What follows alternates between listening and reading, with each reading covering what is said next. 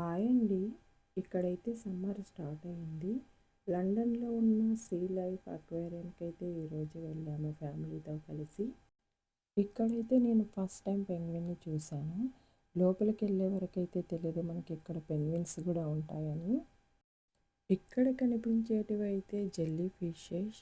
వీటికైతే lighting కూడా arrange చేశారు. దానివల్ల అయితే ఇవి చాలా కలర్ఫుల్గా కనిపిస్తున్నాయి. కొన్ని జెల్లీ ఫిషెస్ అయితే చేతిలో పట్టుకునేంత చిన్నగా కూడా ఉన్నాయి. ఎంత అందంగా ఉన్నాయో చూడండి. ఇక్కడైతే ఆరెంజ్ కలర్ ఫిషెస్ కూడా చాలా కలర్ఫుల్గా ఉన్నాయి. ఇక్కడైతే పచ్చని చెట్లతో ఈ నీటిలోని చేపలను చూస్తుంటే మనం సముద్రంలోకి వెళ్ళామనిపిస్తున్నట్టుగా ఉంది.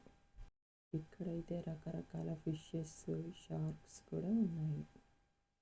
ఎన్ని రకాల ఫిషెస్ని ఒకేసారి చూస్తుంటే సముద్రం మధ్యలోకి వెళ్ళినట్టే అనిపించింది.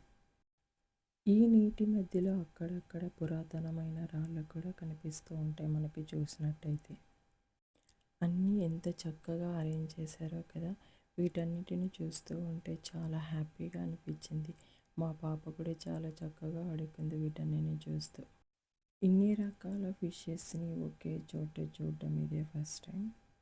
పెంగ్విన్స్ని మనం ఎక్కువగా అంటార్కిటికా ఖండంలో చూస్తూ ఉంటాం కదా. ఇక్కడైతే చూడటం అయితే ఫస్ట్ టైం. సీ లైఫ్ అక్వేరియంలో ఒక 10 to 15 దాకా ఉన్నాయి. వాటికి కావలసిన టెంపరేచర్లో వాటర్ పెట్టేసి ఎంత చక్కగా అరేంజ్ చేశారో. ఇవైతే చక్కగా ఈత కొడితే భలే ఉన్నాయి కదా. వీటిని ఇక్కడైతే చూస్తానని నేను అస్సలు అనుకోలేదు. లోపలికి వెళ్ళాకే తెలిసింది ఇవి కూడా ఉన్నాయని. మా హస్బెండ్ కూడా చూడడం ఫస్ట్ టైం అన్నారు. ఇక్కడ వాటిని టచ్ చేస్తే రకరకాల సౌండ్స్ అయితే వస్తున్నాయి.